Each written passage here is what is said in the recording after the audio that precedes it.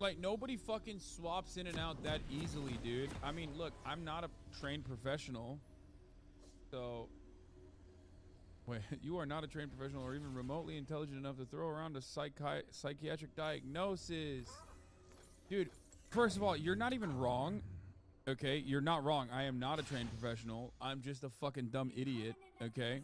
But also, the fact that you got, like, this mad, account created yesterday, following since yesterday, implies that, like, you are on your 11th account. Stop talking about mental illness if you're mentally ill, okay? How about that? Go get help. You should not be in here with your 700 sock account. You should be eating your medication. All my clothes that's in the impound. Okay, are these the clothes that you were wearing when you shot your grandpa and grandma? Yes, sir. Okay, is there any blood on them? From my finger. Okay, what happened to your finger? Oh, from that. But I mean from your Oh, actually, I was wearing sweatpants and no shirt when I shot him. Okay. Because I didn't want to get blood on these jeans or the shirt. Because they're nice jeans. There's no blood on anything. I made sure I didn't get any sort of DNA from either of them on me. Okay. This is a direct contradiction to his previous confession of kissing his grandparents after having shot them. If his claim of not wanting to get any blood or DNA on him is true, then he probably wouldn't have physically touched the victims. Where did the blood go when you shot him? Like, blood everywhere. Chunks of... Like, the house is massive. And there was, like, points where it's like, here's the couch. Mm-hmm. Hey, let's go to the kitchen 15 feet away, and there's a chunk of this big laying in there. Can you go look at it? Yeah. What did you think? I picked it up and I looked at it, and I could see it was for my grandma. Didn't that freak you out a little bit? Kinda? I was like, oh, well, I'm a psychotic murderer anyway, so it doesn't really matter. But you're not psychotic. I know you're not psychotic. People often think that any murderer is psychotic, when in actuality, psychotic refers to a specific set of symptoms which may or may not be present in a killer. Psychotic generally refers to psychosis, which involves someone losing touch with reality. A person with psychosis may have hallucinations. I mean, we already ruled that out in the instance of this crime, considering that it was pre-planned, considering that there was numerous attempts leading up to this murder, considering the fact that he went downstairs, grabbed the gun, used hollow points, explained all of that shit, and also used a baseball bat numerous times to, like, try and fucking kill him. So he already ruled that out. He can't go to an insane asylum for treatment. I'm just saying that on top of everything else, I mean, this is going to be first-degree murder, pre-planned, all of that. However, on top of the premeditation, I think that he is also unwell. That's such a stupid take. Wait, what? No, it's not. That's not true, dude. What are you talking about? Like, he might be, I'm saying you can be mentally unwell. You can be mentally unwell and still have mental clarity, at least in the eyes of the law, when you are engaging in a pre-planned murder. For example, the difference between are you saying that his assessment is incorrect? Because if you have antisocial personality disorder or something like that, like sociopathy or psychopathy, that's entirely separate from having an instance where you are having like a psychotic outbreak. You know, if you're in a manic episode, if you're engaging in, if you're having some sort of like manic episode, that's different than when you're like mentally clear, but you're still operating. You're operating in a sane way, in spite of the fact that you do not have like a you know, rudder or any kind of empathy. And it's about knowing the difference of right and wrong and the consequences of your actions. Yeah. Nations or delusions, and is unable to distinguish between real life and the world inside their head.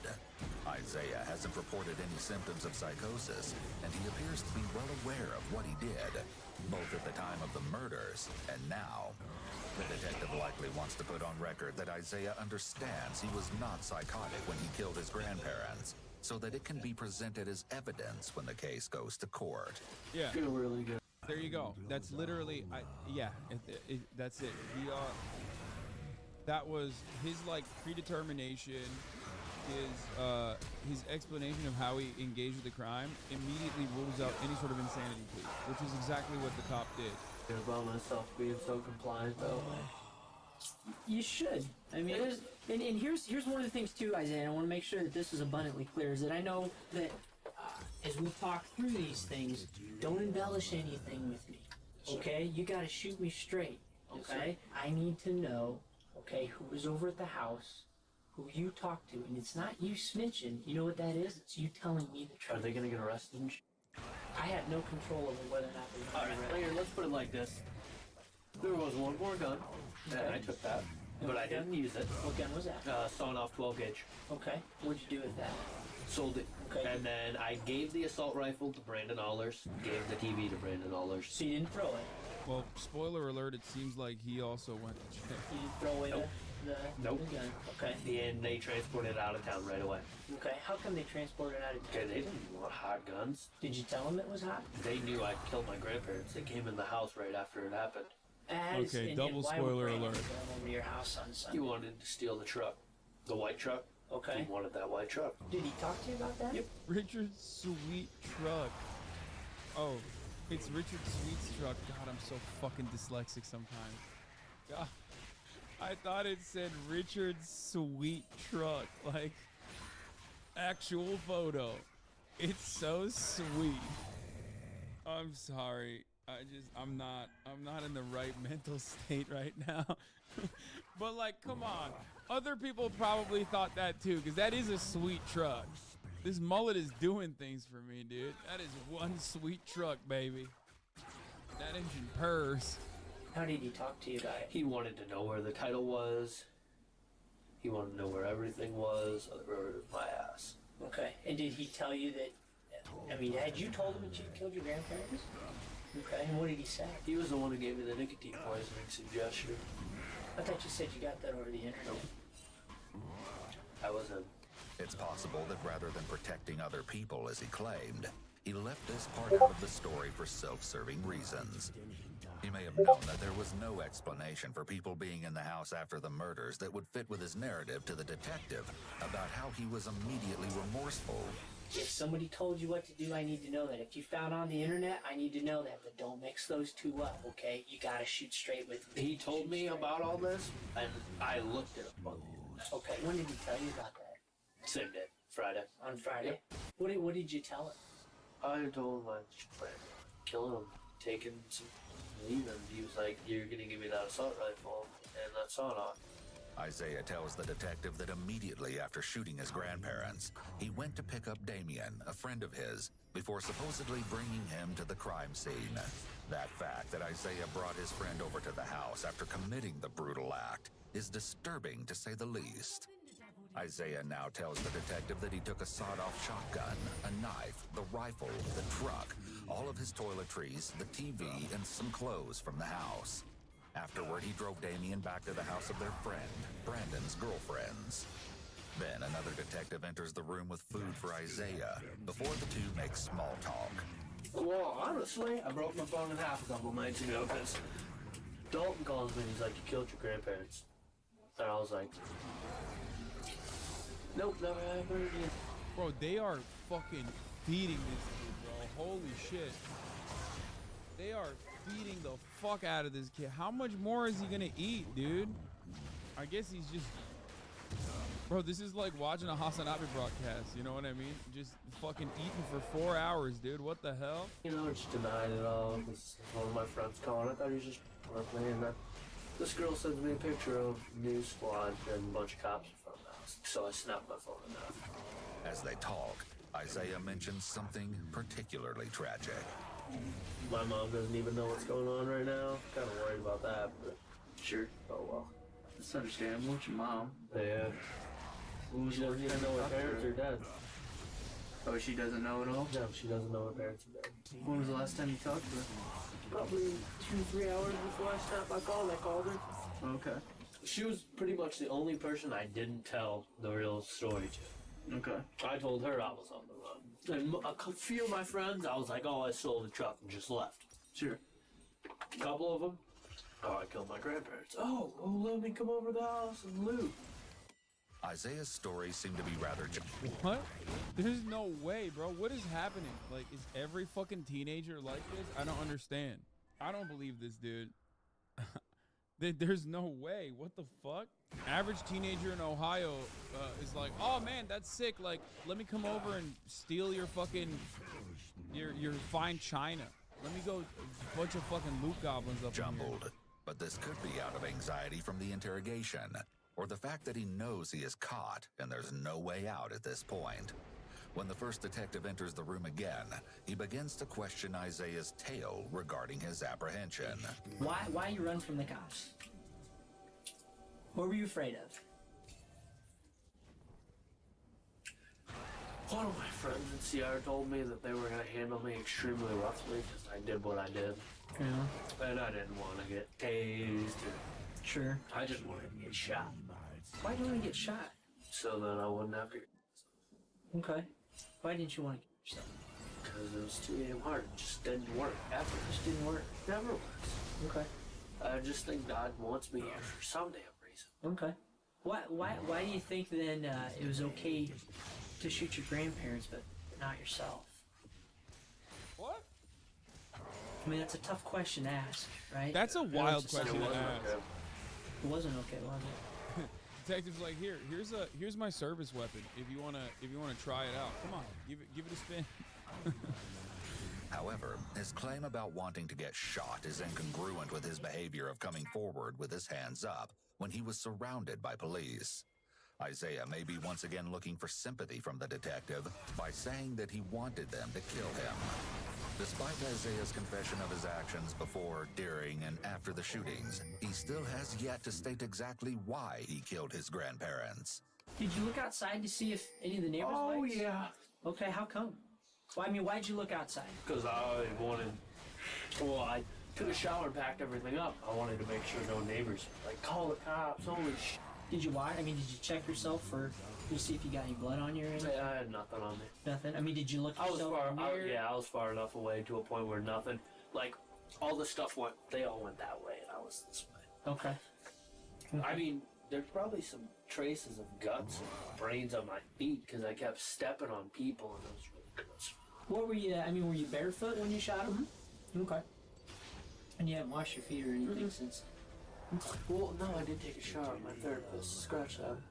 This negates Isaiah's previous statement that he took a shower at his house immediately after the shooting, and is yet another hiccup in his story.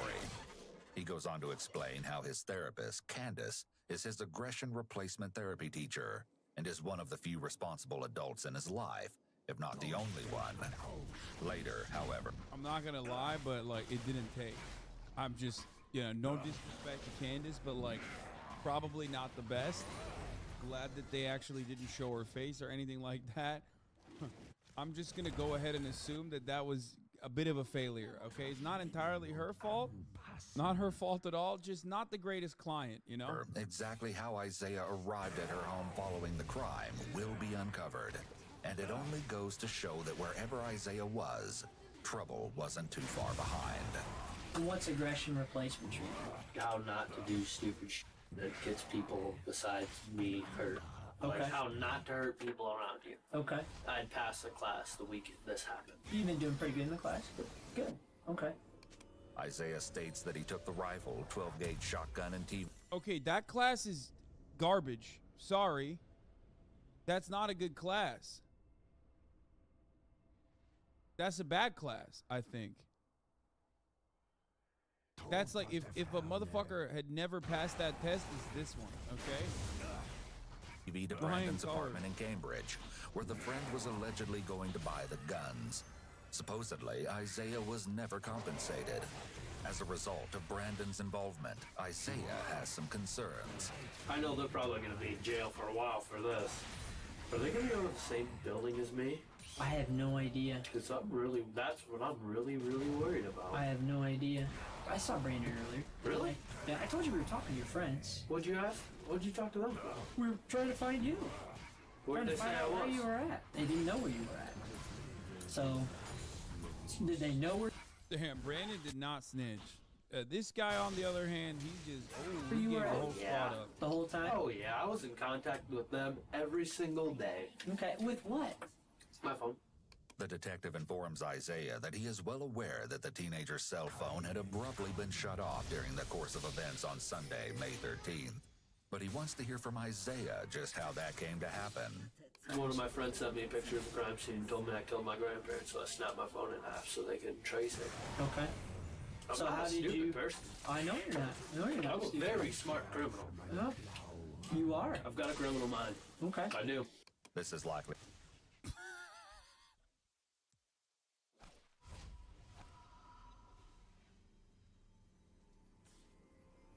Bro, it's like rule number 1 of being a crimer is just like don't talk to the cops. Especially without a lawyer present. You shouldn't talk to the cops ever. And this motherfucker literally violated rule number 1. I mean, he's the worst criminal, dude. He told I'm a smart criminal. I have a brilliant criminal mind, he said to the motherfucking police officer. Insanity. A sign of narcissism, as Isaiah may see himself as superior and more clever than other people. And once again, the detective portrays a sense of admiration, which is likely to play into Isaiah's narcissism and keep him talking. Built that way. I've got everything. Man. So when you say you're talking to these guys, when you're kind of on the run, before you broke your phone, are you texting them? Are you communicating with them on Facebook? What are you doing? Texting, calling. Okay. You got any access to the internet on your phone? It was a flip phone. I was tweeting a storm up though, and I think I updated my Facebook status a couple times through like you can text it to Facebook. Oh, okay. What were you updating on your Facebook? I don't know where it was on Facebook, but I know I was tweeting a bunch of random. This old black dude said that was really high, and I thought it was hilarious. Isaiah did in fact contact his friends following the murders, even confessing to one of them his additional crime of theft, texting a stolen Chevy Avalanche. Jam. His friend's response, a simple LOL, followed by Isaiah's chilling return, I'm nuts. Along with this, Isaiah began to post alarming statements on Twitter, starting on May 11th, the same day of the murders.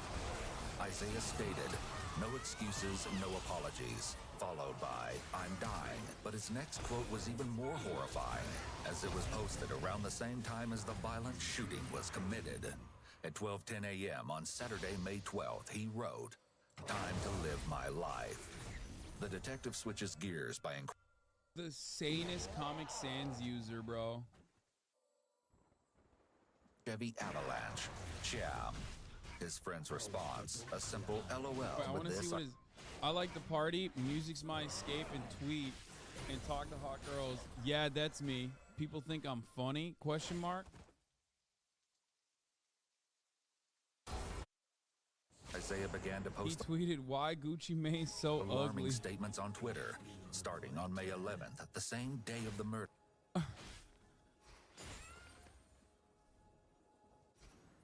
That was not bad. It's kind of funny.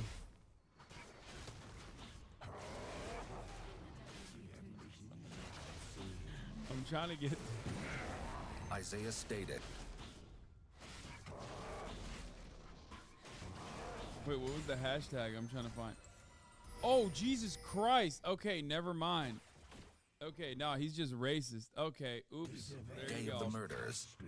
Isaiah stated, no excuses, no apologies. Followed Never mind. by, He's just racist. Also, on top of that, I'm dying. But his next quote was even more horrifying, as it was posted around the same time as the the least racist motherfucker in Ohio. violent shooting was committed. At 12:10 a.m. on Saturday, May 12th, he wrote, time to live my life. The detective switches gears by inquiring about Isaiah's run-in with law enforcement on the early morning of Sunday. Sorry, not Ohio, Iowa. Fuck, Iowa takes so many L's that I can't even remember when Iowa is the responsible party. And I still say Ohio. Like, that's... God damn, that sucks. Monday, May 13th. You'll recall that this was the day Rick and Janet's bodies were found, 2 days after they were shot. Apparently, Isaiah had been driving two girls around Iowa City in the previous hours, making several appearances at nearby parties. As the night was coming to a close, they stopped at the fast break convenience store located on Naples Avenue, and someone in the group allegedly tried to open the locked doors of the business, thereby issuing an alarm trigger. When police arrived, Isaiah and his passengers supposedly denied any involvement, but police would later claim they were indeed lying. Not only that, but Isaiah failed to provide a valid license, as his was previously suspended for an unknown reason. In an attempt to cooperate, the passengers allegedly notified the officers that Isaiah was hiding drugs in a duffel bag within the vehicle, along with a hunting knife. But Isaiah denied permission for law enforcement to search his truck, and instead told them that he had various drugs stashed away. Isaiah was quickly taken into police custody, where it was discovered that he launched another string of abnormal tweets. At 6 a.m. on Sunday, May 13th, he posted, "Damn, can't wait to get out of the cop shop. Hashtag 6 unnecessary hours." Numerous others are too explicit to read, but nonetheless, Isaiah... This also goes along with my probably perhaps the absolute greatest log of all time, which is that you only post if you're mentally ill, and you can never stop posting. And the more mentally ill you get, the more you post, myself included, of course, in this conversation. And you kind of are seeing what's going on here.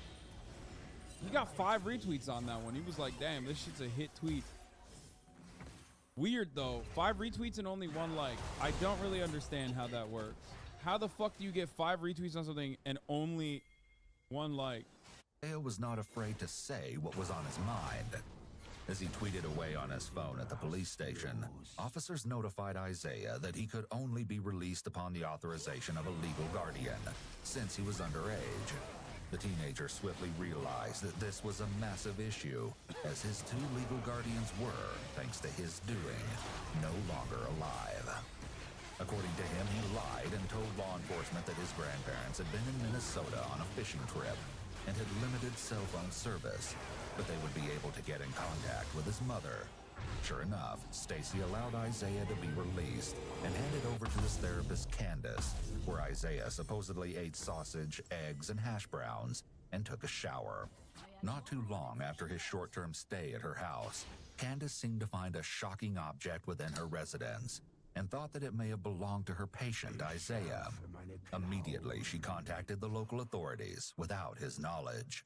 Let me ask you this, is we got a call from her today. Was there any reason that there was a .40 caliber round that was found up there? Nothing? Did you have a handgun on you at all? No, sir. No .40 caliber You round? can lie detect me for that. No, Okay. sir. Okay, so a .40 caliber round that would have found up there Where was it found? in her house. Really? That's my therapist, dog. I'm gonna go do more crimes. No, sir. Not from you? No, sir. Okay. You're sure? Absolutely not. Okay. Although the .40 caliber round was identified at Candace's home, it has never been confirmed as to who it belonged to. Isaiah states that his stay at his therapist's house lasted a mere hour and a half before she... It's one of those instances where he's like already admitting to like all the crimes that he has committed. So then it's like, why would he lie about this is the question. You know what I mean? Like, it's so weird. It's so weird because he's so ready to admit to like all the shit that puts him in jail. supposedly drove him back to the Cambridge apartments, where he met up with a girl named Alicia. Did anybody even try to go to my phone records? That's one of the things that we commonly do. Is we try and get phone records. Yep. And if you have murder charges or something, felony like that, you can get phone records like that. But how do you know that? I know everything. I know, but how do you know that? I mean, you researching it. I know a little bit of everything about everything. You learn something new every day. Sure. Isaiah appears to possess several narcissistic traits, such as... Bro, you are so smart, brother. Holy shit. It's crazy. Oh, dude, I know everything. But admitting to the bullet being his isn't the same as admitting a crime, is admitting a mistake, and he's a self-described genius. That's why he won't do it. I mean, he is... That's actually a good take. Yeah, he's just like so fucking stupid. The moment that you say you're like a big, brilliant, genius criminal mastermind, you've already You've already held the L across the board, so that makes a lot of sense. As being egotistical and having a grandiose sense of self, he views himself as a very smart criminal, which is incredibly ironic given that he was arrested so soon after the crime and is currently being interrogated. Let me look back at my notes here, make sure I'm not missing anything.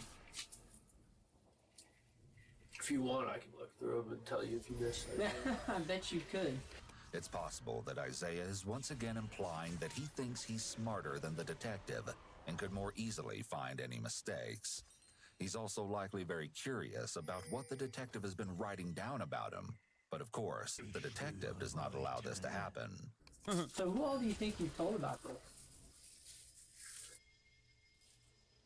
Brandon? You told me that. Before? Or afterwards? I don't know when he started texting people, but Okay. I got so many goddamn phone calls about, oh, did you kill your grandparents? I heard you killed your grandparents. Get a little out of hand after a while. Oh, I started freaking out on people. When they took you into custody down there, when they finally got you, did you say you were proud of what you did? It could be a red flag for deception that Isaiah's way of responding has changed from talking at a normal volume to suddenly shaking his head rapidly and responding quite softly. Okay, we heard that you said, hey, I'm proud of what I did, and, you know, I got what's coming to me. No, when I said when I got out of the car is I thanked them for apprehending Okay. and that they did their jobs right, and I thanked them for not tasing me or letting the dog. Okay.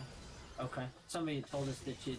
And then not that this... Somebody you know, must have heard me wrong. Okay. I actually did thank them. And Okay. told them I respected them a lot for what they did. Okay. And did you say, hey, dude, I know And what I I got told them I coming. deserved what I deserve what I got coming to me. Okay. Thank them for apprehending me. Because you understand what you did Yes. with your grandparents. Okay. And it wasn't anybody else that did it. It was you. Yep. Right? There was nobody else Nope. in that house with Nope. you. Okay.